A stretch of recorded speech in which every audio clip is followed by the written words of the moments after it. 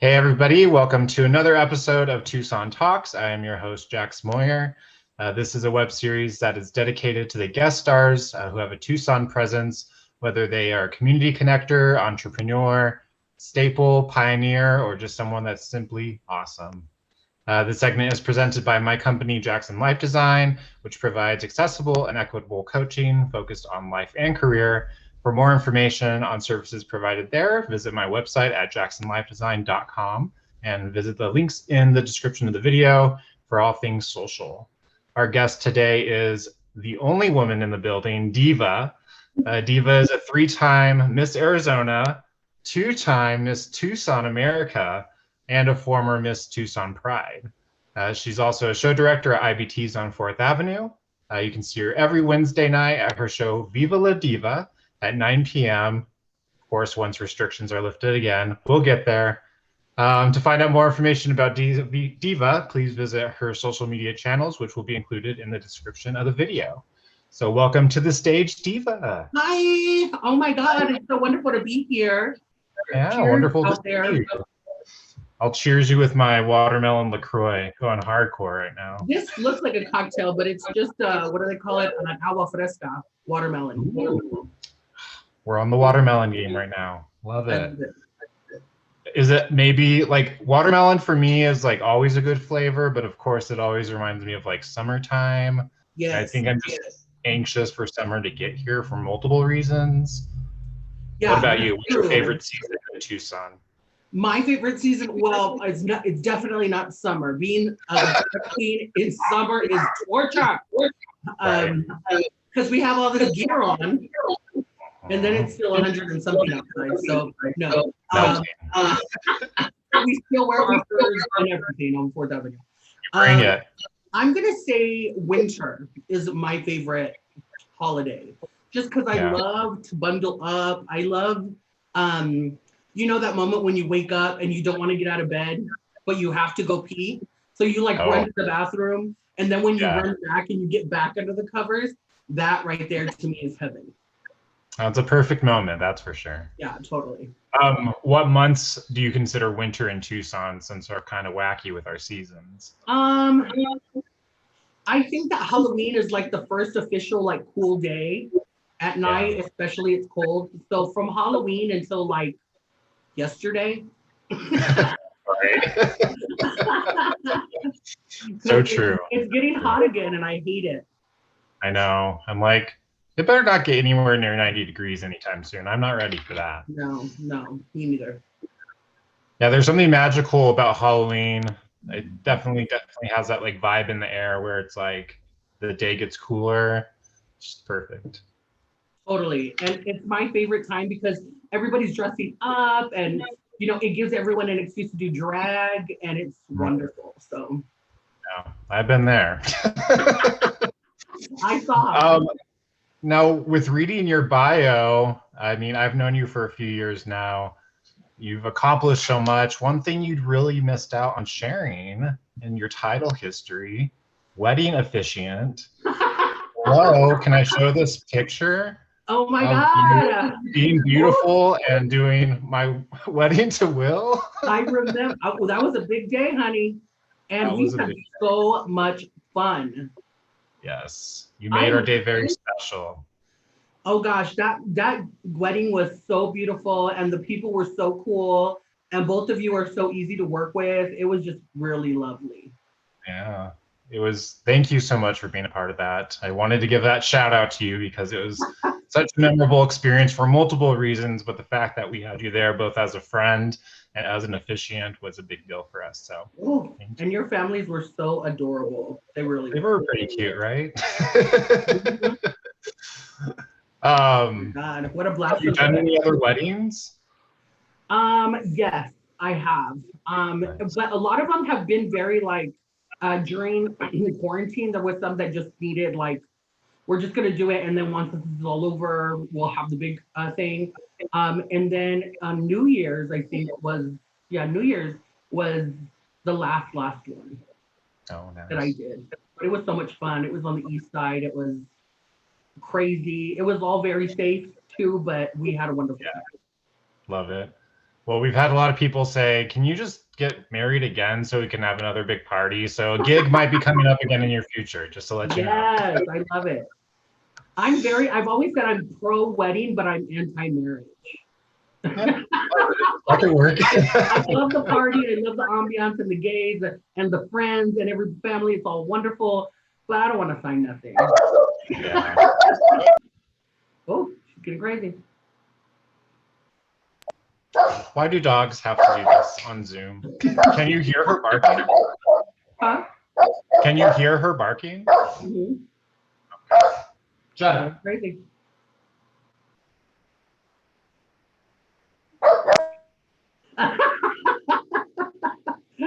She waited for you to mute and then she decided to go again. Oh. So this is where I take over the show for a minute. And take it over, Diva. Jetta just wants to get in the mix. She wants to be known. That's why she perches herself up here during my Zooms. So. She's right there. Mm-hmm. Fur babies. So how long have you lived in Tucson? I pretty much spent my whole life here. I was born in Texas, Oh, yeah. in the West Texas town of El Paso. Yeah, but I pretty much grew up here because I moved over here when I was 5 in the little town south of here, Sarita. That's where I grew up. My mom and all of her brothers and sisters graduated from Sarita High School, so she wanted me and my brothers to as well, and we did. Have that experience with the pecans. I was listening to that song, Georgia Rain by Trisha Yearwood, and it always reminds me of that, of growing up in Sarita, because it was very that. Her friends would get together, run away, run in the pecan trees, get chased out by the guys that work there, and it was good times.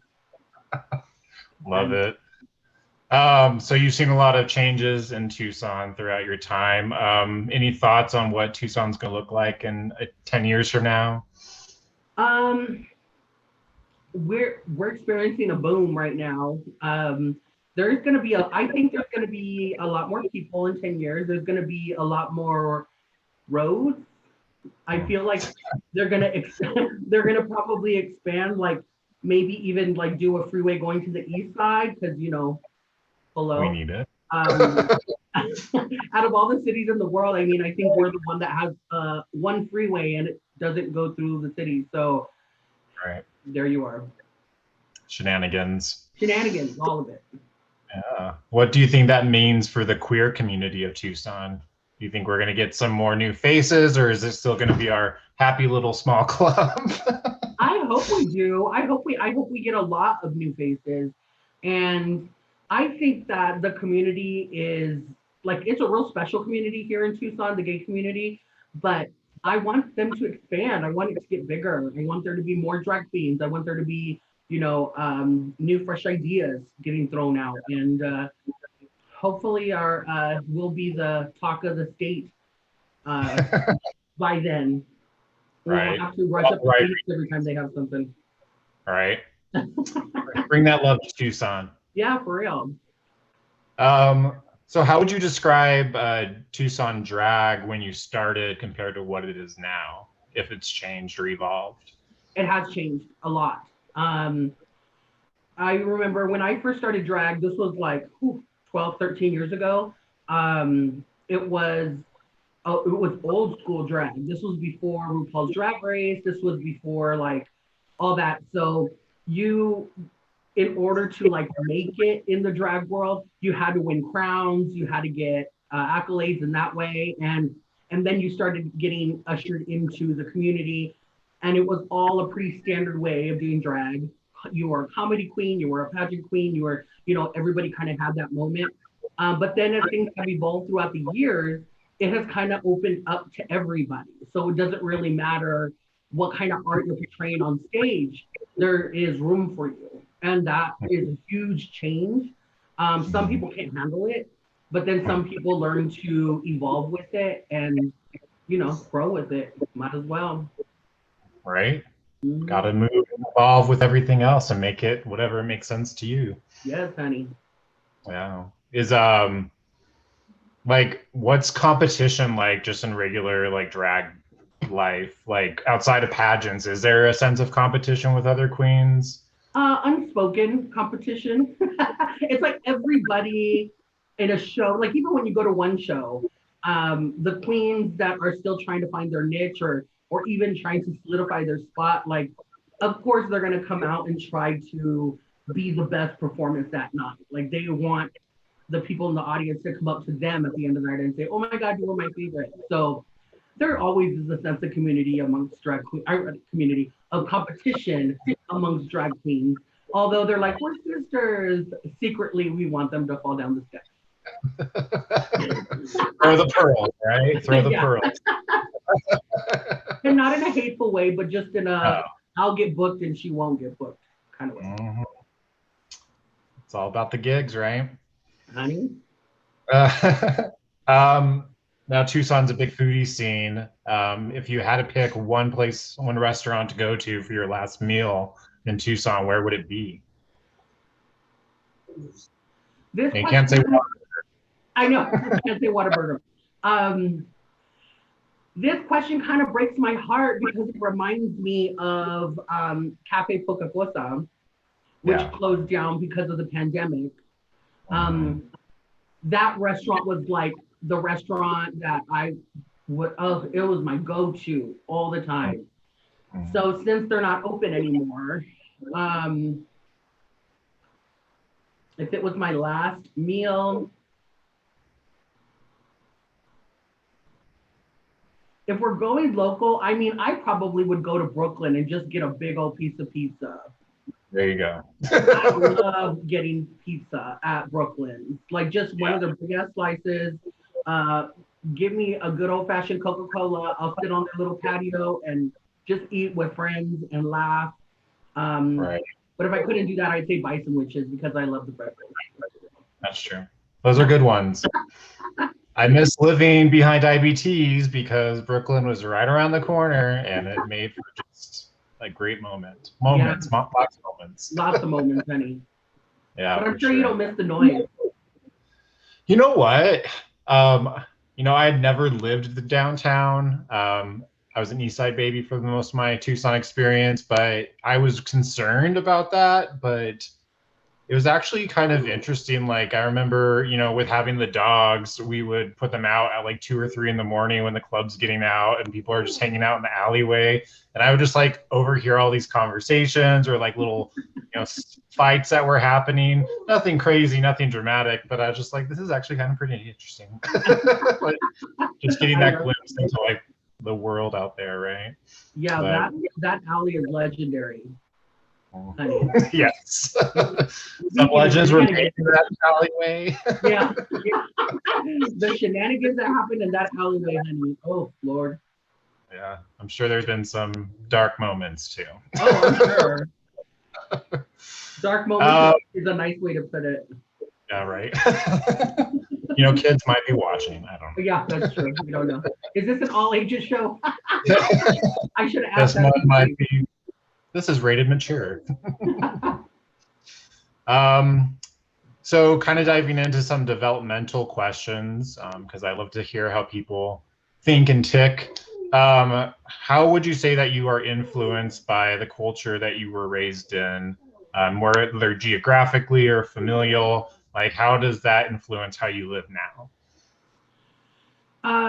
I grew up in a very huge family.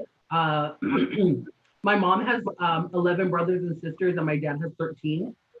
Ooh, So, oh yeah, I was constantly fighting for the spotlight in my family. It was, it's funny too because I have a lot of friends who are coming from families where they're the only child, or they grew up with like two siblings and their parents only had like one or two, if any. And I was like, oh God, in my family was a constant uh, go, go, go, go type mentality. Like my parents had a softball team. They would travel around with all of the family and they would play in all these softball leagues. Every other weekend, there was a birthday or a quinceañera or a wedding or something. So mm, it was just a constant go. And I remember we hardly had any time where we actually just like hung out and didn't do anything, you know? Mm. So that kind of translated into my life now because that's how I live my life still. Like it's a Mm. constant go. If I have 2 days off in a row and I don't have anything scheduled, I'll be like, I'm wasting time. Like I Right. should, I need to do something. yeah, I should be doing something right now. And I think that's why I found a lot of success in drag because that's the life of a queen. But I was already Yeah. so used to it that it was kind of my life. And still to this day, people are like, "How do you do what you do? Like, how do you do like work all day, do a show at night, wake up the next morning, go to work again, do another show that night?" Like, and I'm just like, I don't know. I've never known anything else. Thanks, Right. mom, dad. Yeah. That's a good lifestyle. Very, very big. Just go with Mhm. the flow. Very natural. There's that. Speaking of going the flow, I need to raise my dog up onto the bed now because she's Ah, crying. So okay. take a sip, get a drink. I'll take a sip and I'll just sit here and have a wonderful time watching the baby jump on the bed. I guess maybe it's time for me to be that gay dad that like buys stairs for its dog. Aw, Like the little life. comfy, like the squishy, comfy steps you Yeah. put for the bed. Yeah, she needs that. Love it. What would you say makes you feel inspired or like your best self? I get inspired by the craziest things, the most random things. There's even like brand new queens that have come up behind me, like that are still like in their growing phases, and they'll even do something that I'll be like, I like that. Like that's really cute. I'm gonna try that. Mm, Um, but I think the biggest things that influence me are my culture. I love my background is of course Mexican American, so I am hugely inspired by everything with Mexican culture. And one of my favorite things to do is go to the All Souls procession. That thing, like I feel at one with my community when I'm there. I am a little bit of a watered down Mexican because what's that mean? what that means is I am a third generation Mexican, kind of. My grandfather on my mom's side was born on this side, and my grandfather on my dad's side was born on this side. But both of my Okay. grandmothers are from Mexico. So, and then all of their kids are from here too. So, Mm, we've been here a minute. yeah. I'm hugely inspired by that. And I'm also very inspired by someone who lives authentically and out loud.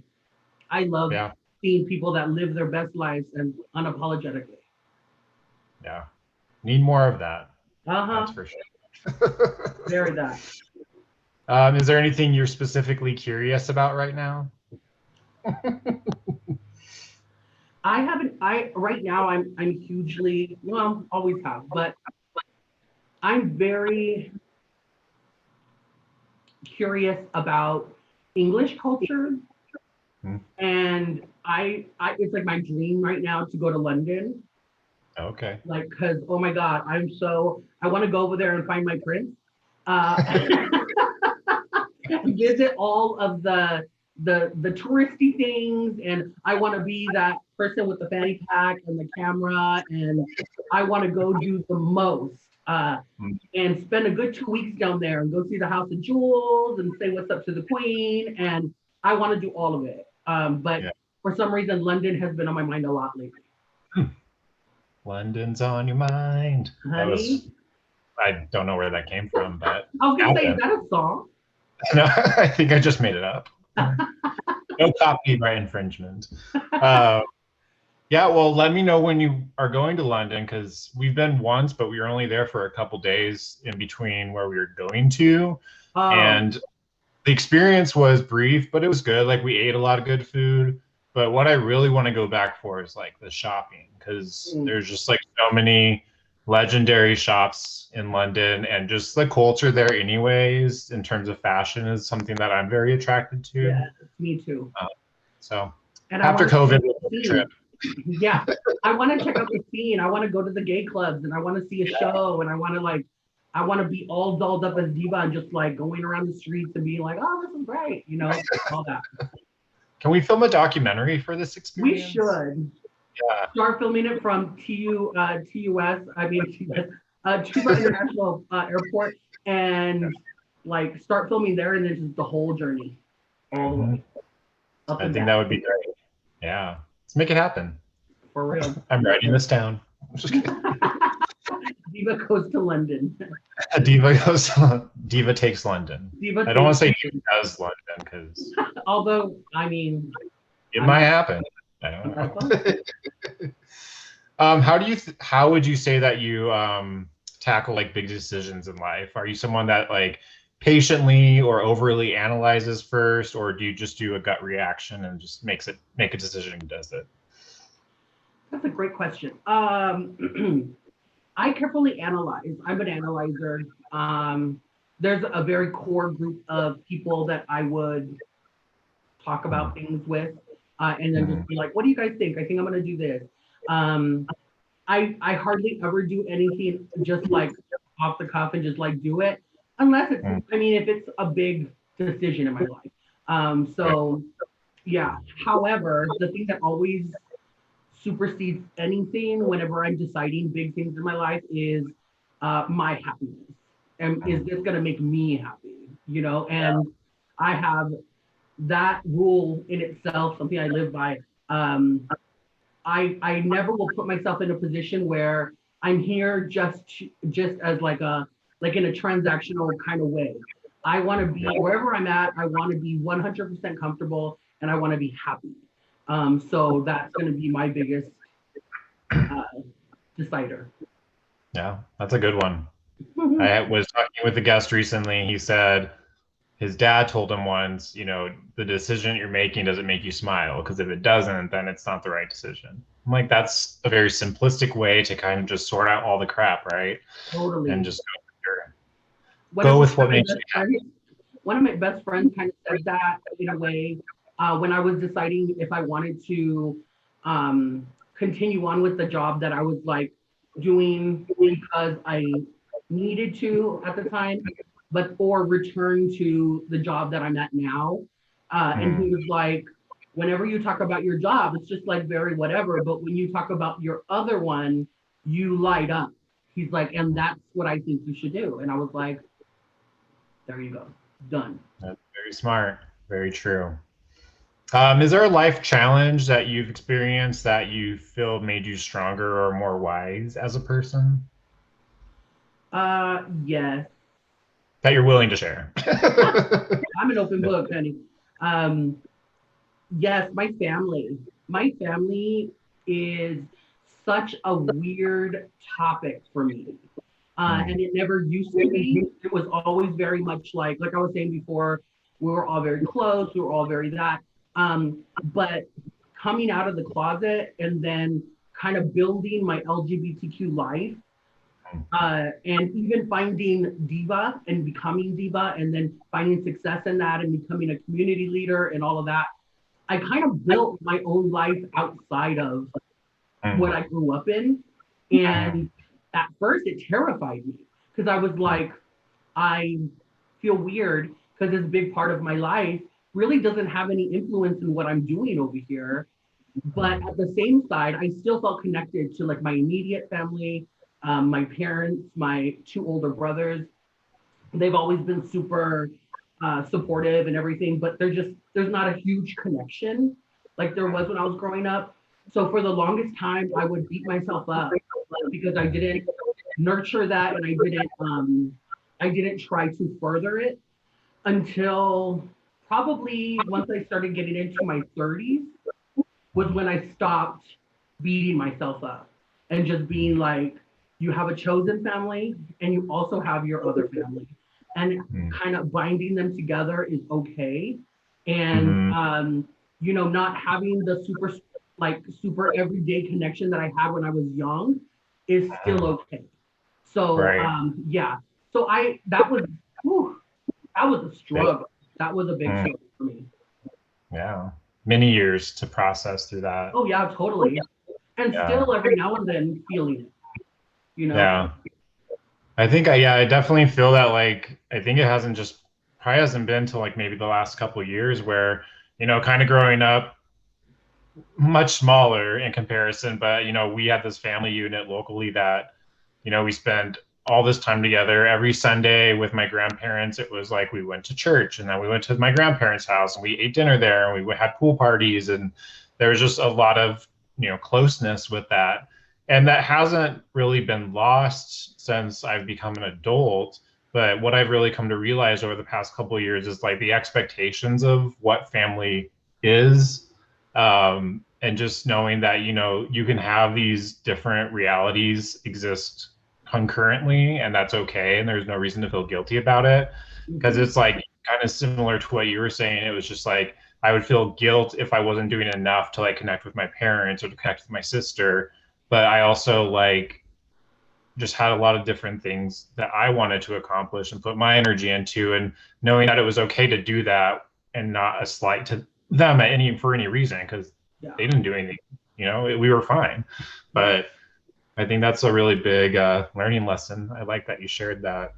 Yeah, Um, absolutely. And I think you hit it on the head when you said the thing about having different goals and different like wanting to achieve different things, because my family are still like they're very traditional Mexican family. Well, I should say Mexican American family, because again, we're watered down. And they're raising their kids and they're having a wonderful time in their weddings. I mean, the weddings and their marriages. My mom and my dad were divorced when I was 21, but they're off living their life the way that they do. And I'm over here like wondering what I'm going to do for my next show, or like what are the gays saying now, or what pageant am I going to next? When is Pride? When is my next big event? Charity fundraising and all this stuff. And to them that means nothing, because they don't yeah, see it. And right. then a lot of the stuff they deal with, it means nothing to me, but they're doing it. So it's like I came to the realization that it's okay to have a different life, and then you Right. connect when you connect, and that's great. Yeah, for sure. Yeah, it's a big point. Like they don't like not expecting people to understand, Mm-hmm. but hoping that they at least give you the respect to do your thing and show you the love that you deserve as a human being. I think those are big, crucial pieces. Exactly. Families, Family crazy. setting. When was Diva born? Uh, I think the seeds of Diva were like there when I was like 5, 6, 7. Honey, I was always performing. Like I said, I was trying to get the spotlight in like a sea of cousins. So I Mm, was always on stage. I was the little gay kid that would get his girl cousins together and teach them a routine. And then we would go in front of the adults and we would perform it. And then I would be the stage mom telling them, like doing all that. I was that gay kid. So it should not have come to anybody's surprise that I was gay. Um, but the name Diva came from my family. Like I had okay. cousins, and yeah, and they would be like, "Oh, he's just being a diva," or "He's always singing. He's always such a diva." And after a while, it just kind of caught on, where they would be like, "Hey, where's Diva at?" And they're like, "Oh, he's over there." And then, so when I started doing drag, I was literally standing behind the curtain of IBTs, and Bunny Fufu said, because she was hosting the show, my very first show, I was a mess. And she said, "What's your drag name?" And I was doing it just for charity, Mm, as the gays often do. And I was like, Diva. She goes, "Diva what?" And I go, "Just Diva." And she's like, "Okay." And so since then, it just kind of turned into that. wow. That's an awesome story. I never knew that. Yeah, the connections, Jeez. honey. Yeah. Kind of side note and inside information. Do you think Dita will ever come back to the stage? Honey, it is a possibility. Mm, well, I'd love to see it. I love it. um, awesome. Some chit chat, quick questions for you. So, first reaction, go with it and give us your answer. What's your biggest pet peeve of audience members at shows? Trying to talk louder than me when I'm talking on a microphone. Yeah, I could see that. That's I've seen it. so annoying. Oh my God. Ugh. Yeah. Drives me crazy. Do you have a lot of moments where audience members, I mean, sure, there might be the excuse of drinking too much or whatever, but do you ever feel like there's audience members that try to like upstage you when you're performing? Yes. Yes. Yeah. And usually it's a girl. Or Well, really drunk gay. yeah. Yeah, but they'll get up and they'll like the song will be playing. We're actually performing, and then they'll get up and start like trying to dance either in front of us or up on us. And I'm like, this isn't your show, baby. This isn't your show. If you want to, There was no perform, grass get in the falling back for of the line. Yeah. Yeah. Oh wow, that's great. The crazy things we've seen on that stage, I'll tell you. Oh my God, that's a whole nother show. Yeah, I think you should write a book. Yeah, I'm gonna. How about we do this? We do the documentary to London first, and then we start crafting a book. I don't know why I'm like making these deals with you right now, but you never. And I mean, let's get real. There's a lot of gay kids and LGBTQ youth that reading a drag queen's book of what I've gone through in life, or even just what I've observed other people go through, or even all of the craziness you can expect when being a drag queen. That is, girl, we could fill a whole series of books with that stuff. Right. Mm-hmm. Take that, Sweet Valley High. It's a new gig. Yes. And we'll even have like the set will be like a rainbow set. Right. That's perfect. I love it. It's a very good point, though. I mean, in all honesty, like that's one of the things that I have found myself. And granted, I do call myself a later gay because I came out much later in life.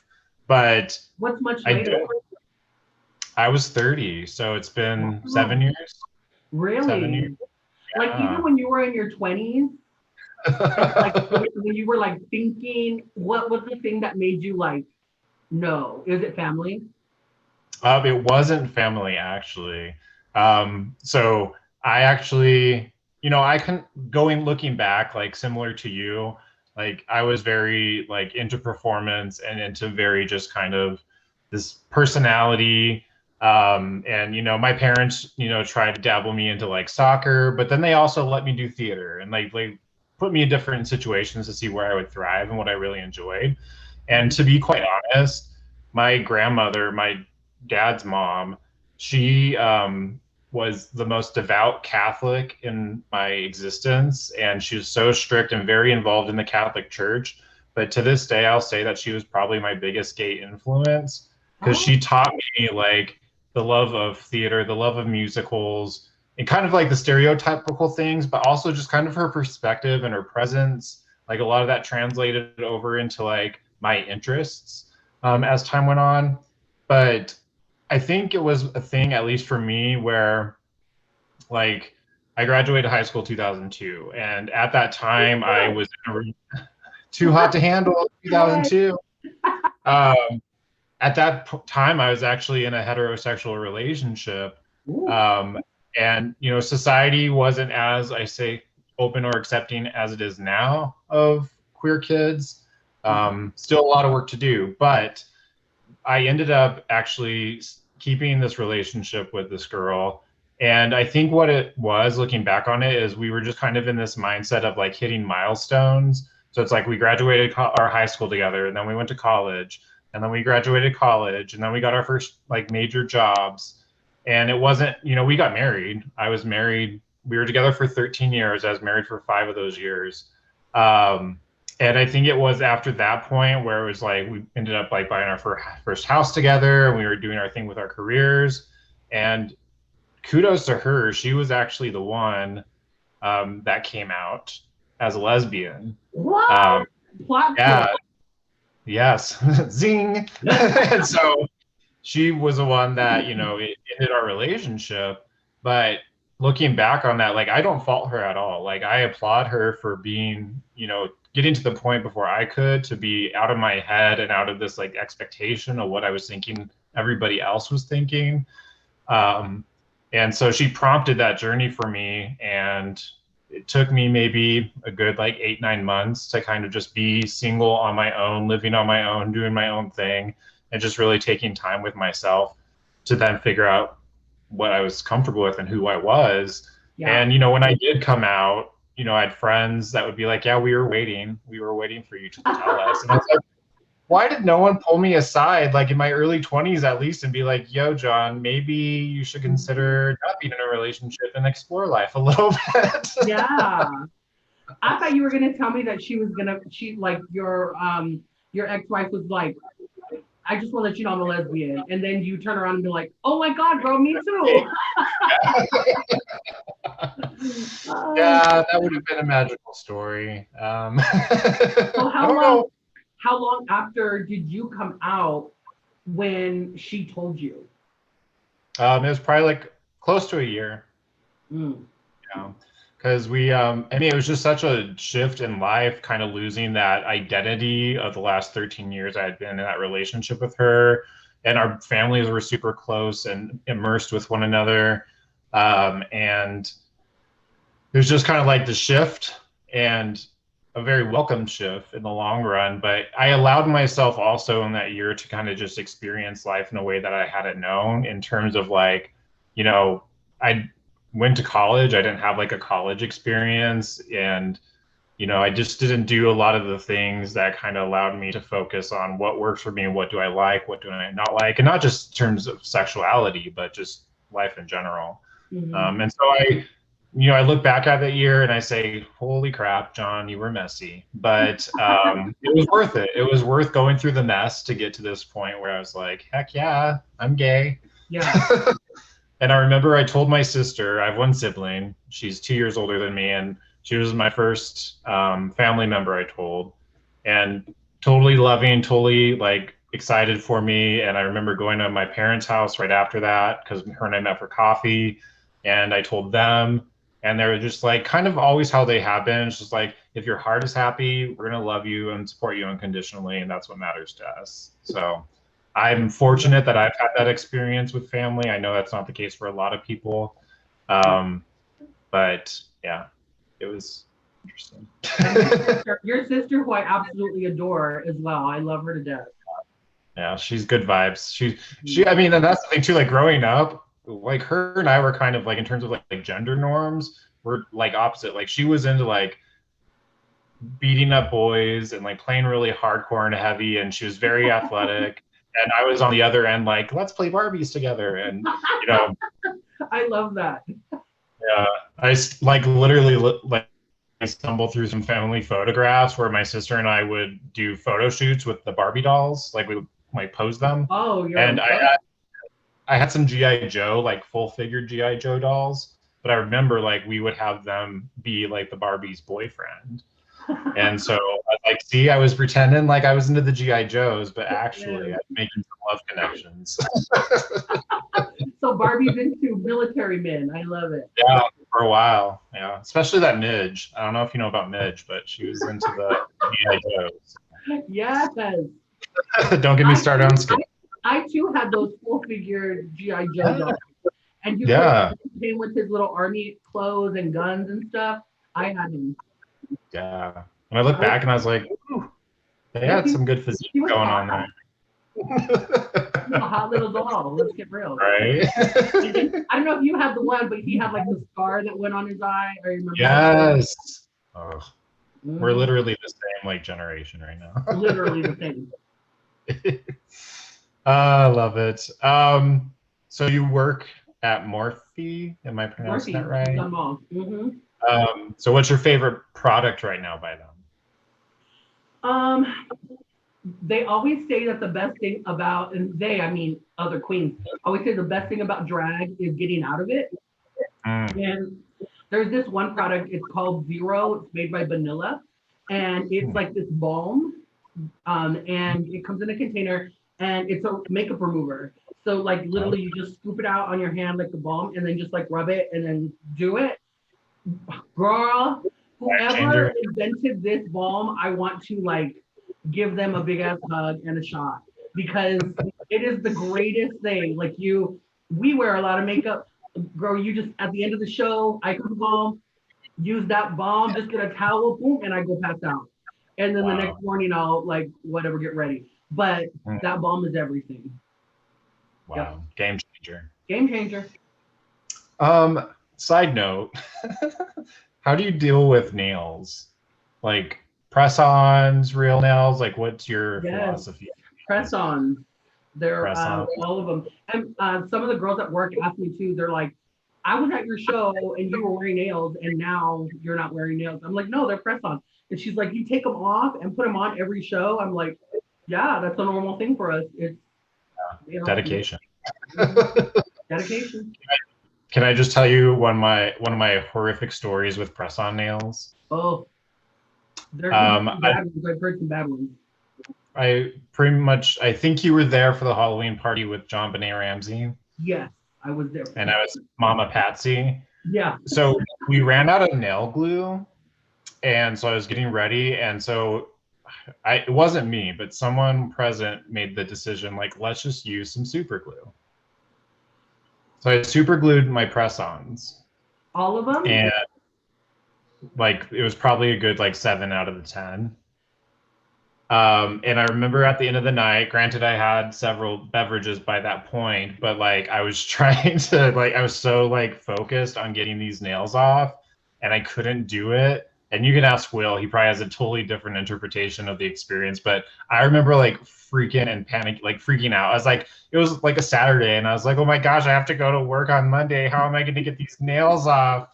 And Will was just like being so supportive and trying to like do different things to get them off. And I was like, oh honey, I have some work to do. Yeah, that takes, and there, believe it or not, there are some queens that use super glue to put their nails on. And if I'm in a press or like one pops off right before I'm gonna go on stage and that's all I have, then I'll do it. But I know at home I'm gonna be like, right. My little tool that I use to take them off. It's hateful. Press-ons, love it. Any podcasts you listen to that are noteworthy, or any TV shows you're binging currently? I just finished The Queen's Gambit. Yes. I loved that. I was a huge fan of Game of Thrones. I'm so sad that it's over, but I loved Game of Thrones. I was like, my nerd's coming out a little bit when I start talking about I'm down. But I find that I tend to watch old shows that I've already seen all of, just start them over. Like the Tudors. I love the Tudors.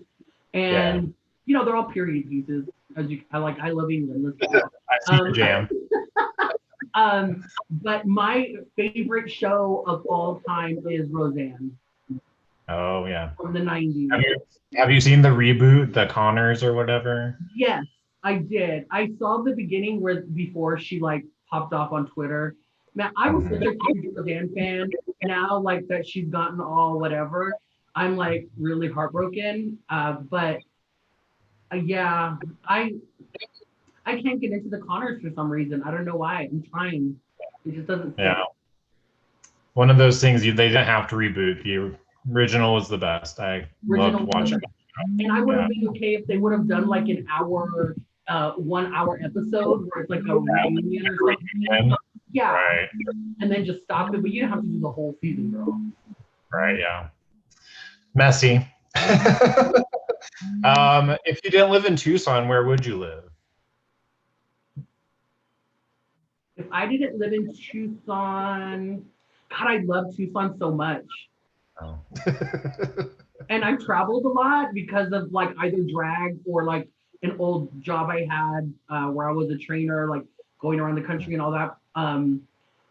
I think I probably would stay in San Diego. I love it there. It was I had such a blast. And it's beautiful and the people are nice and the weather is lovely. And then the water, of course, it's lovely. I won't get in the water. Yeah, right. No, me neither. Yeah, I'll look at it. I'll drink a margarita on the beach. Enjoy the look of the water, but not dealing with the inside of that. Yeah, like usually I'm such a Tucson native. Like I'm so about Tucson that even when I'm in Phoenix for like a couple of days, I'm like, okay, I'm over it. I want to go back to Tucson. Like, it's just, it's not the same. I get you. I think, yeah, Tucson just has this magic about it that, people that live here, I mean, there's a lot of people that are natives, I know we have kind of the challenge with transient, like, college students moving out, but I think we're getting a lot of hype too nationally about being a great place to live. So I think Tucson will always have its soul, even if we do get a little bit bigger. Yeah, that's true. Are you a coffee drinker? No. I shock a lot of people whenever I say that, because I think they assume because I'm always in a good mood that I'm like caffeinated up. But no, I'm not a coffee. I just don't like the way it tastes. It's the aftertaste. But I love tea. Tea? Mm-hmm. Okay. I can drink tea every day, all day. Yeah. Like green tea, passion tea, black tea, all the teas. I'm into all of it.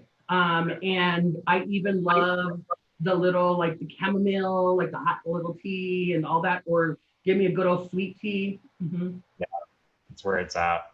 I love it. So tell me, if I'm new to Tucson and I'm visiting and you were in charge of showing me around Tucson and telling me what Tucson's all about, what does that day look like? Where would you take me? What would we do? I think that it would be tailored on the person, because there's so much that I would want to do, but knowing the person, I would tailor it. However, just off the top of my head, I would definitely take them to experience the nightlife in Tucson. Bar hopping down the avenue with the gag of the drag queens is always so much fun.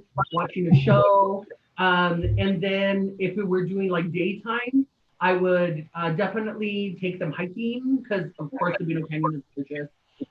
Going shopping downtown, and going to, like, people find it very interesting to go look at the planes and stuff like that. Oh yeah. On David something, like, if they're into that. And then also I would like to take them to like little places right outside of town that are just really beautiful, like the desert, just to take pictures and all that. And then I would take them like on a food journey. So we could go to EG's, and we can go to, Bison Witches. We can go to cereal grillers. We can go to all these little places around that are just good. Yeah. Yeah. Love it. Are you going to get a good sunset pic in that day? Oh, you have to. Take them up to A Mountain so they can see the lovely dusty city. Yeah, it's true. Very dusty. Kind of like some queens out there, but I'm not going to say. Hello. I'm not going to say anything. Do you have a favorite hiking trail? Is it Sabino Canyon, or is there another one that you love to go to? I would take those people because they probably would enjoy it. I myself do not go. I just don't like walking in the desert. Yeah. It's dirty. Kind of like the beach, right? You can look at it, but you don't have to be in it. Yeah, I'll buy a postcard and I'll put it on the refrigerator. It's gorgeous. I'll look outside at A Mountain and be like, "You're still there, girl. All right." But am I gonna go walk in the dirt? Nope. Not happening. I get you. What would a date be? I have a lot of friends that do that too, so it's whatever. But anyway, sorry. What does a date night look like to you? If someone asked you out on a date, where would you like them to take you? I'm cheesy romantic. So I want to go, I would love to go to Sky Bar, like a little pool, and just talk to them, and then go outside to their patio and look in the big telescope and look at all the stars, because they have this telescope that they roll out there. And then the woman or the man will tell you little like facts about what you're looking at. And then if you really get into it and there's not a big line, then they'll show you all kinds of other things. Super romantic to do something like that. Going up and parking on Mount Lemon is another one, like parking the car over the overlook so you can see all the lights and just sitting there and talking. So romantic. Yeah, that's what I would do. Yeah. Mount Lemon's a good spot for some love. Yeah. I've been up there. Many times. Good times. with a couple minutes that we have, I do give an opportunity for guests on the show to do a little freestyle. So I don't know if you have any specific topics that you want to talk about or questions you want to bring up, but you have some time to do so if you want it. What do I want to talk about? I don't know. I'm just really, I'm so over this whole pandemic thing. I want it to be over, girl. I want everyone to get vaccinated. I want to get, I want to be able to perform without having to wear a shield in front of my face again. But I just want to say to all the people, it really does like make me happy whenever I go to work and I see people like proactively wearing their masks without us having to ask.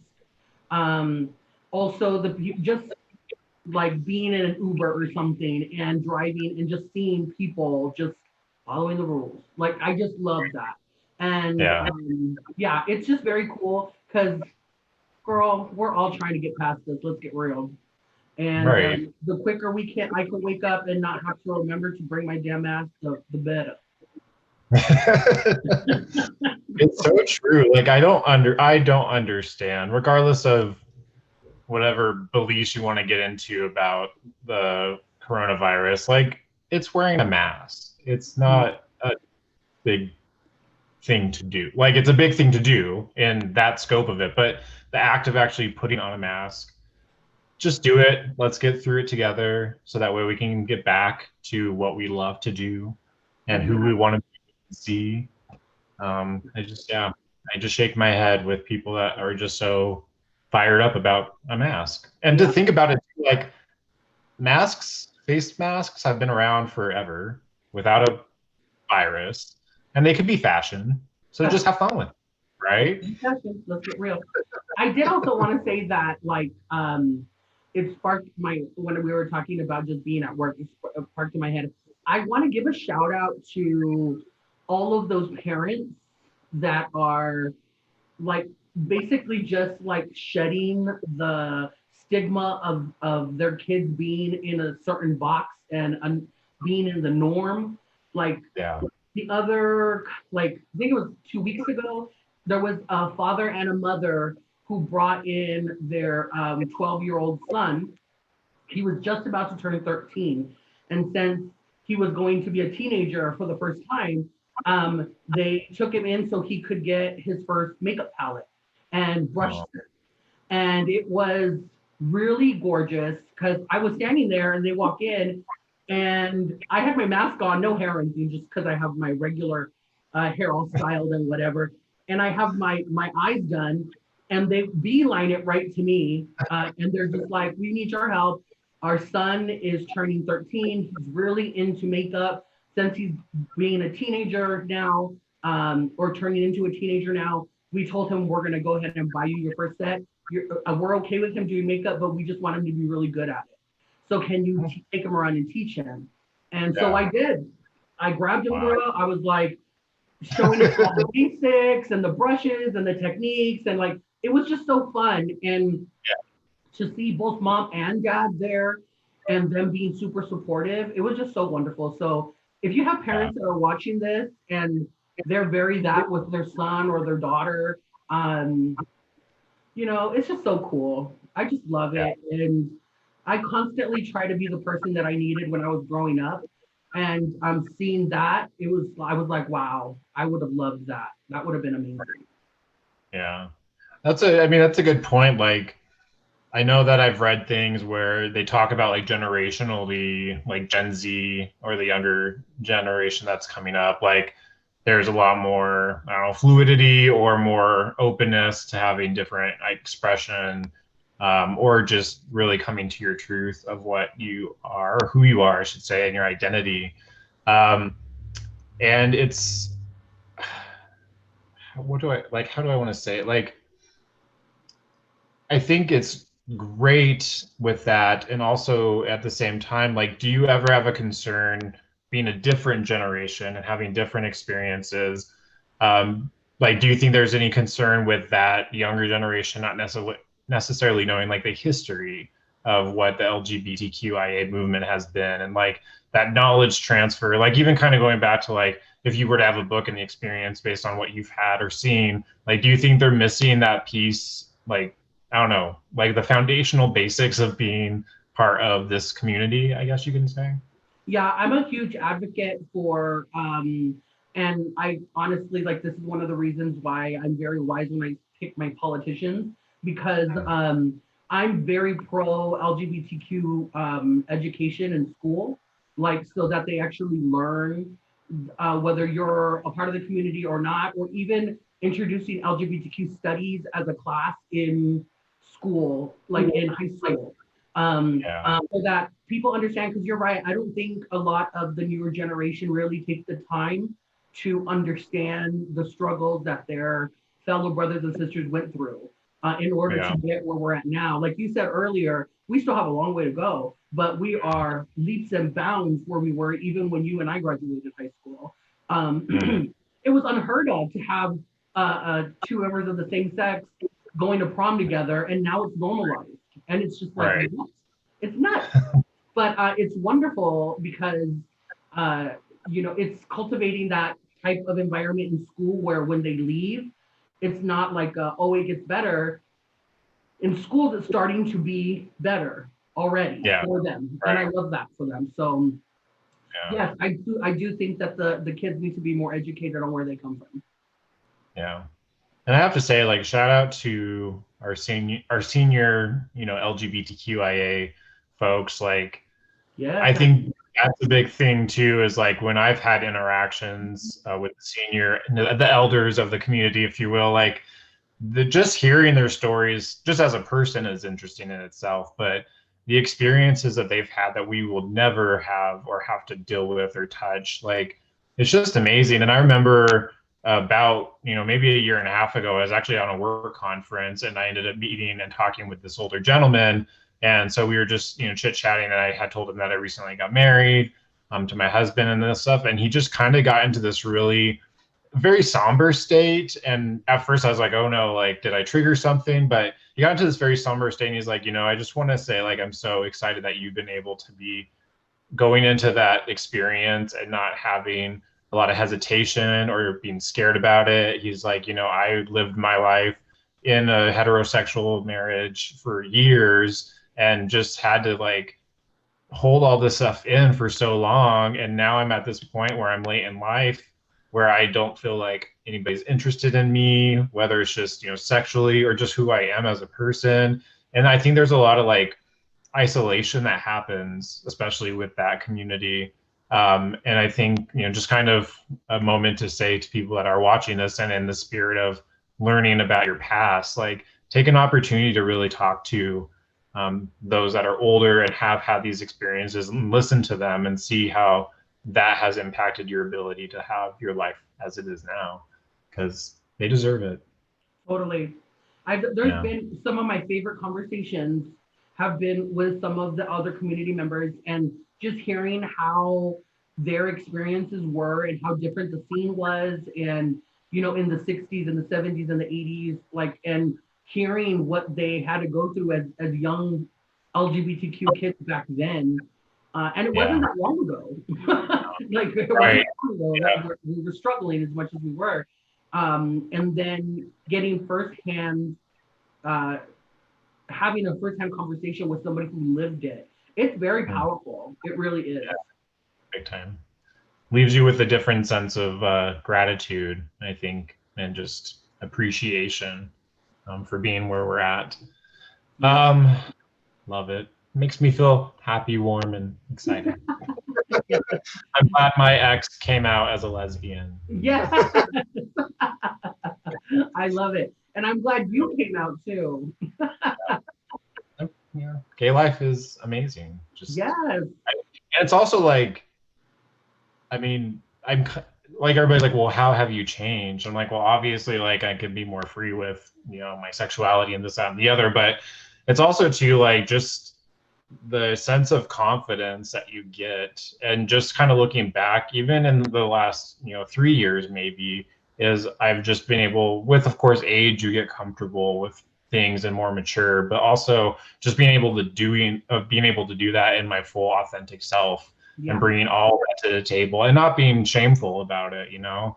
I think it's exciting. And when people hear you talk about it, like even, you know, straight people that I have interactions with, like they are very complimentary of just having that, kind of going back to what you were saying at the beginning, like being your authentic self and just being bold and putting it all out there and not giving, you know, a crap. You're not looking to hurt people, obviously, but like you're just doing you. And that's the best thing you can do, because you need that love internally in order to be able to express that love outside. I agree. I remember I got asked one time, and they said, if you could be there when you were being made by God, and he was like putting in all your traits, and he put like, he was like, oh, straight or gay, I'm not sure. He's like, would you want to be straight? And I was like, no. No, honey. Keep me and my rainbow gay ass together. Like that's gonna be me. Like, oh God, I could not imagine. I love us. I love the gays. They give me life. They really do. And every day I'm so happy I'm a part of this community, because straight life just seems so boring to me. It is boring. You end up living in Marana and eating like Stofers for dinner. I don't know, like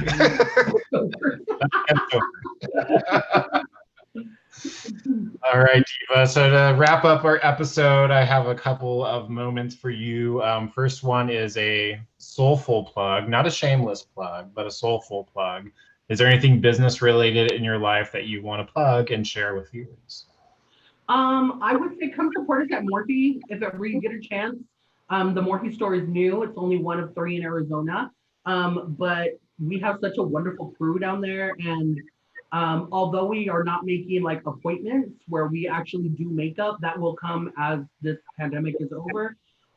We still do the most there and have a good time doing it.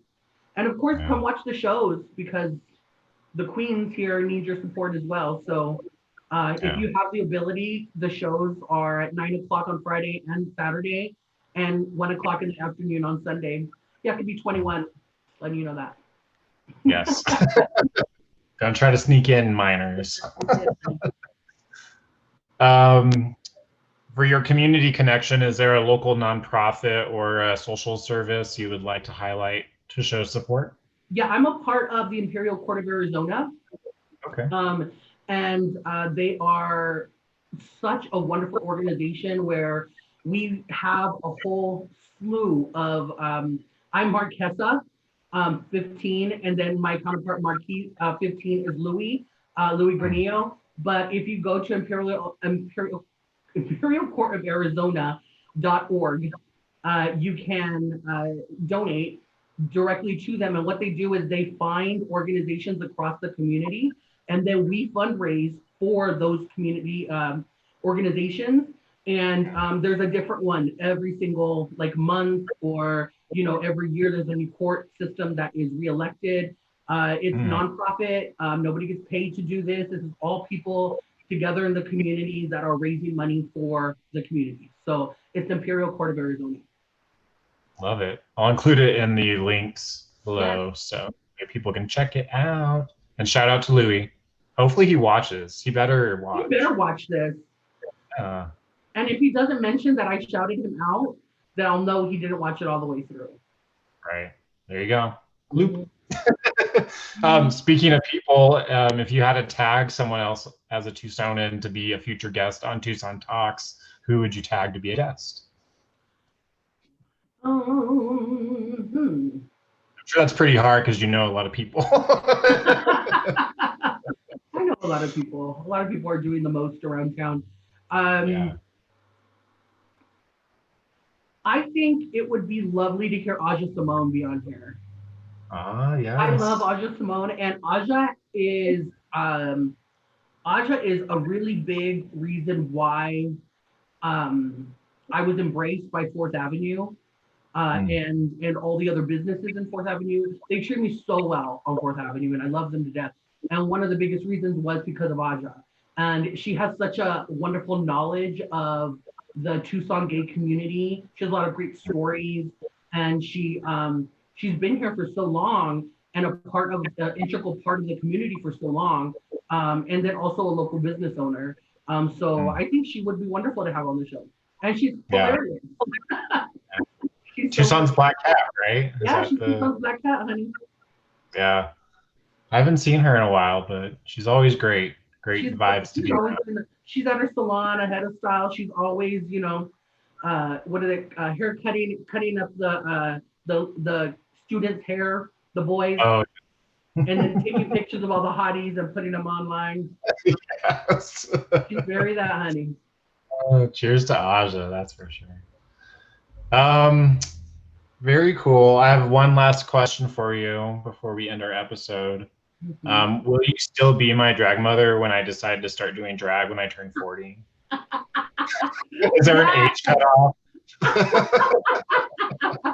Yes, I always Diablo. I thought of another name recently. I don't know why, but I got inspired and was thinking of names. And it's kind of one of those things, like, I think back to your story and you're like behind the curtain and you're like, what's your drag name? And you're like, Diva. Like, I like to overanalyze, like trying to fit a theme to it. But I was watching some stupid reality show and there was a girl on there and her name was Devora. And I was like, okay, first my brain went to like, okay, if I have a kid, my kid's name's going to be Devora. But then I was like, no, like maybe I can make this into my drag name. And so then I thought about, I've had this thing and I don't know why, but okay, I know why. Mandy Moore, I know it sounds really vanilla, but Mandy Moore, you know, her song Candy was like her first breakout single. And she has this like breakdown in the song where she says like some words under her breath. And then she's like, I'll love you forever, love always Candy or Mandy or something like that, right? And so then I got really stuck to like that piece and putting that into like a song. And then I was like, okay, well then I'll go with this like name Mandy, which again like kind of sounds really vanilla. But then I was like, what if I did like man apostrophe D, so like man D. And then I thought, okay, well with Devora it could be man D Vora. That was really a long explanation. But that's where my mind went. I don't know. I like it. And it's there's going to be a lot of nicknames that are going to be taken from it because it's a lengthy name. I like it. I was actually getting tattoo work done recently, and my tattoo artist, who's going to be a guest on next weekend, you probably know Christian Beide. Bead, that's my heart. Is it Bead? Bead, Man, I've been saying it wrong this whole time. I haven't said it to his face, so I'll make sure I'll get that right for next weekend. But I have been in love with Christian for years. He is such a sweetheart, isn't he? So nice. He is. And we every time I see him, he's always like, hey, like, and we have a wonderful time. He's my heart. I love him to death. Yeah. My sister, she's had a lot of tattoo work done, and I have been going up to Phoenix to get my tattoo work done by two artists, Lindsay Martin and Daniel Lamone. And great work and great shop and love them, but it's like you have to make the trip to Phoenix. And I was like, I really want to find someone local. It'd be great to find someone that's family. And so I was talking to my sister about it, and she's like, oh, like you should check out this guy named Christian. And I was like, oh, have you gotten work done by him? She's like, no, but I've heard a lot of people who have just really love the experience. Not only is he good with tattoos, like he has this like, really great personality. And I got my work done a couple weekends by him ago, and he was just so like, we literally talked the whole time, which some people are like a little apprehensive with tattoos, like why are we talking so much? But like he could do the job and still have a conversation. And we talked about like a lot of things historically with Tucson and our experiences, and that's kind of what led to him being a guest next weekend. But I found out he was like Miss Tucson, gay Tucson or something like that, like back in like the early aughts, which I would not. Was it Miss Gay Tucson? I think it was Miss Teen Tucson, wasn't it? Or Miss Teen, yes, you're right, Miss Teen Tucson. Which was crazy. Like I would have never thought that. And then we were talking about like drag. When you see him, he's a dude. Like he's a dude. I was like, got the polo shirt on. You're like, stop. Like, all right, He's so handsome. So handsome. Tucson. Okay, Tucson, come on through. but I was telling him, I was like, I don't know about a drag name. And he said Bella Slay. And I was That's like, a good one. Was it the holidays when you were there? it was right after the holidays. So I guess. So he was in that mode. Okay, I got it. Yeah. The Nutcracker wheel's still cracking. All right, my friend. Well, thank you so much, Diva, for being a guest on our show, Tucson Talks. And I'll definitely keep Aja on the list to reach out to. I think that would be a fabulous choice. Yeah, I'm sure I'm gonna have a lot of names pop up, so I'll just text them to you. Love it. Love it. Well, for more information about Diva and to get performance information, make sure to follow her on social media. I'll include all that in the description of the video. Of course, check out more information about Jaxon Life Design. Until next time, stay well, stay focused, and stay connected. Bye.